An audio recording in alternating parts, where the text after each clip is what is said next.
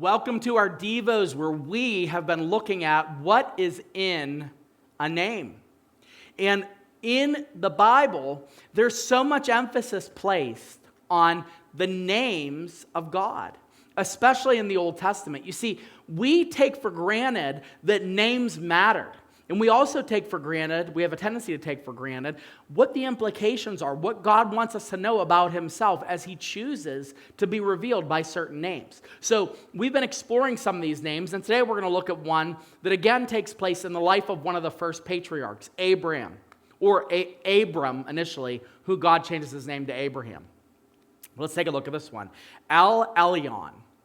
And again, I'm not going to give you the exact translation, but we're going to look at the implications of the story, and that is superior and above. El Elyon, superior and above. Now, this is spoken in Genesis chapter 14 by Melchizedek here.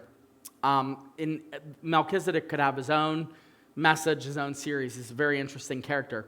But it says that Melchizedek blessed him and said, "Blessed be Abram by God Most High, possessor of heaven and earth. And blessed be God of Most High, who has delivered your enemies into your hand." He says, do you know who this God is? He is El Elyon. He is above. He is above all things. He is superior. Again, there's this implication that Abram needs to know about this God he's worshiping of power.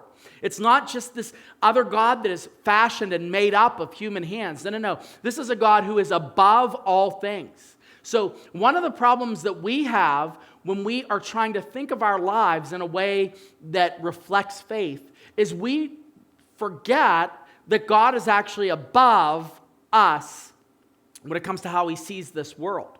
And so a lot of times we expect that God is going to show up in a way that's consistent of what we would do in a situation like ours.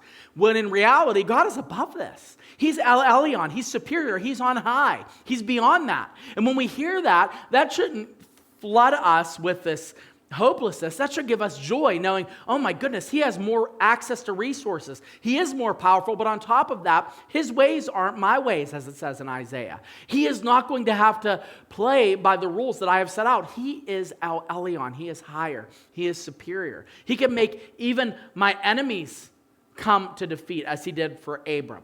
So imagine what he can do for you.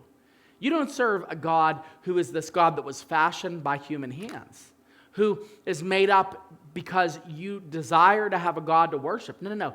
God is above. And knowing that he's above, how much more can we trust him with the things that we're dealing with right now?